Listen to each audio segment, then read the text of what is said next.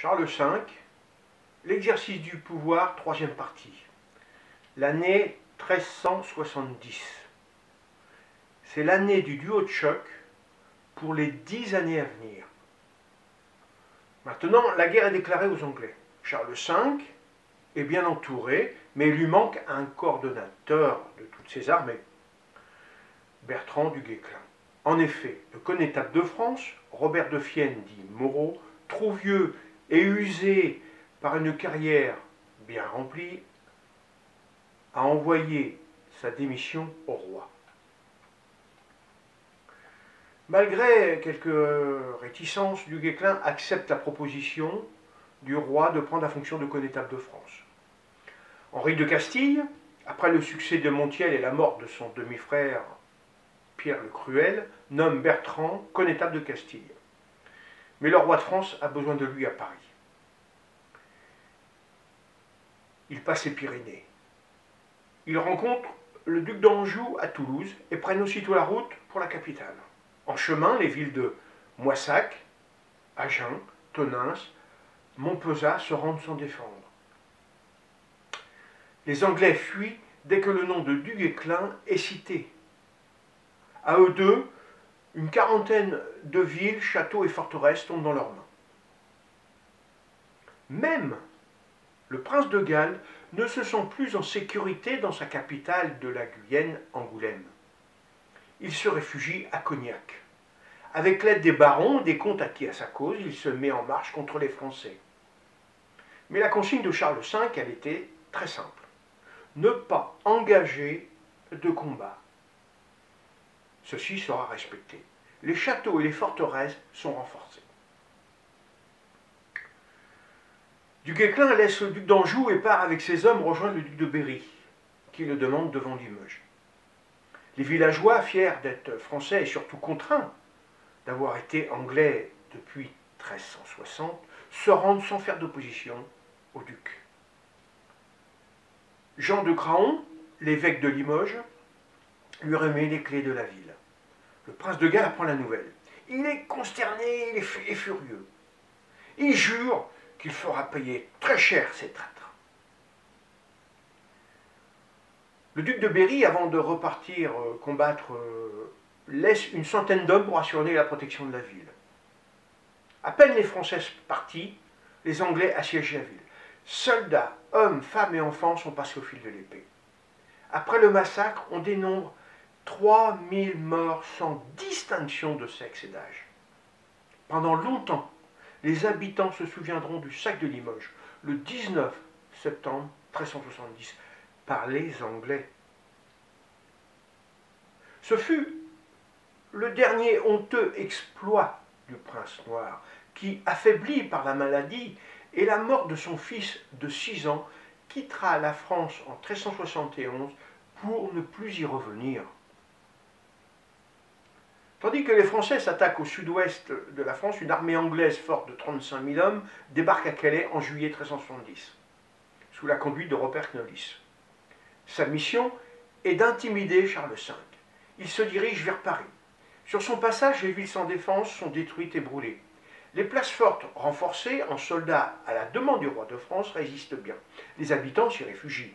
Les Anglais s'épuisent à ravager le plat pays. Nous sommes en novembre, les moissons sont déjà récoltées dans le nord. Robert Knollys a des difficultés à nourrir son armée. Il continue quand même sa route. Il traverse la Champagne et passe à Nemours, puis s'installe au sud de Paris, dans la plaine entre Villejuif et la capitale. Les Anglais ne souhaitent qu'une chose, provoquer les Français au combat. Du Guesclin n'est pas là, mais Olivier de Clisson conseille au roi de renforcer la défense de la capitale et surtout de ne pas attaquer. Malgré quelques escarmouches au faubourg Saint-Marceau, au cours de laquelle les Anglais perdent 500 hommes, Robert Knollys ne peut pas rester plus longtemps. Après cet échec et le manque de nourriture, quelques jours plus tard, les Anglais quittent Paris et se dirigent vers l'Anjou par la Beauce. Du Guesclin, prévenu de la présence des Anglais sous les remparts de la capitale, arrive, mais trop tard, les Anglais sont partis. Mais Le 2 octobre 1370 est un jour pas comme les autres pour Bertrand du Guesclin. En effet, dans quelques heures, il sera fait connétable de France. Le matin après la messe, Charles V rassemble son conseil. Les princes, les évêques, les maréchaux de France, les grands officiers de la couronne, le recteur de l'université, le prévôt des marchands et les échevins de Paris sont là. Alors, Charles V reçoit du duc de Bourgogne, qui est détenteur de l'épée du connétable Robert de Fienne, et il lui donne. Bertrand du Guesclin attend dans la pièce à côté de la salle du conseil et est appelé. Il se présente devant le roi et il s'engage une discussion entre eux. Charles V dit « Du Guesclin, prenez mon épée et employez-la contre l'ennemi de la France. Votre Majesté, je ne suis qu'un pauvre homme, un petit chevalier devant ces grands seigneurs. Je serai obligé de commander vos frères, vos cousins, vos neveux, lorsque j'aurai la charge de l'ost et des chevauchés. Messire Bertrand, ne vous excusez point par cette voie. Je n'ai aucun frère, cousin, neveu, ni comte des barons de mon royaume qui n'obéissent à vous. Si l'un d'eux vous contredirait, il me courroucerait tellement qu'il s'en apercevrait. » Alors Bertrand se met à genoux. Il remercie de la confiance que le roi lui accorde. Il prend l'épée et la tire de son fourreau, puis il se met debout et dit à l'assemblée « Je vous la remettrai le jour où tous les Anglais auront quitté le royaume de France. Je vous en fais le serment de fidélité, et mon roi, je vous prête hommage lige. » Le roi reçoit cet hommage en lui donnant un baiser sur la bouche. Les héros d'armes s'écrièrent de haute voix « Vive Bertrand du Guesclin, vive le connétable de France !» Les réjouissances durent plusieurs jours, mais il faut respecter la parole et bouter les Anglais hors de France. Du Guesclin apprend que Robert Knollys et son armée campent à Château-du-Loir.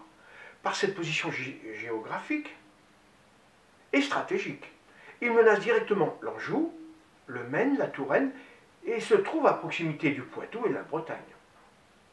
Il rencontre le roi de France et lui demande de lui fournir 30 000 hommes d'armes. Malgré la confiance que lui accorde son connétable, il ne l'autorisera qu'à lever 1500 hommes, soit 6000 chevaux, dont la solde sera payée pour 2 mois seulement. Fidèle à ses engagements, Charles V demande à Bertrand de ne pas engager le combat sans privilégier le harcèlement. Le connétable prend la route de Caen pour y rencontrer les capitaines qui veulent le suivre et lever une armée de 1500 gendarmes. Il en arrive de partout. 3000 le rejoignent. Olivier de Clisson, qui est avec lui, l'interpelle. « Bertrand, le roi vous demande d'engager 1500 hommes et non 3000. Seigneur, je ne saurais refuser ces volontaires. Ne les contraignons pas à devenir des voleurs. Ils me serviront à payer aux Anglais l'argent qu'il m'en coûte à les équiper. » Son armée, ainsi rassemblée, il part en direction du Mans. Il apprend que Robert Knollys est parti à Angoulême prendre des ordres auprès du prince noir. Sur place, le commandement de son armée est laissé à Thomas Grandson. Belle occasion pour Bertrand. C'est le moment d'attaquer l'ennemi. L'Anglais apprend que l'armée française n'est pas loin. Mais ses compagnies sont dispersées autour du château du Loir. Il envoie des messagers pour la rassembler à Pont-Valin. Bertrand le sait et veut créer l'effet de surprise. Il impose à son armée une marche forcée de jour comme de nuit. Au matin du 4 décembre 1370, il approche du campement des Anglais, mais son effectif a fondu. En effet, sa marche forcée a épuisé ses hommes. Il a avec lui Guy XII de Laval et quelques centaines de piétons. Sans plus attendre, il engage le combat. Puis les renforts français arriveront, mais plus tard. Malgré leur opiniâtreté, les Anglais sont débordés. Ils sont soit morts ou faits prisonniers. La bataille de Pont-Valin est terminée. Nous sommes le 4 décembre 1370. C'est une grande victoire pour Charles V. Non pour le nombre de soldats engagés, mais pour l'impact sur le moral des Anglais.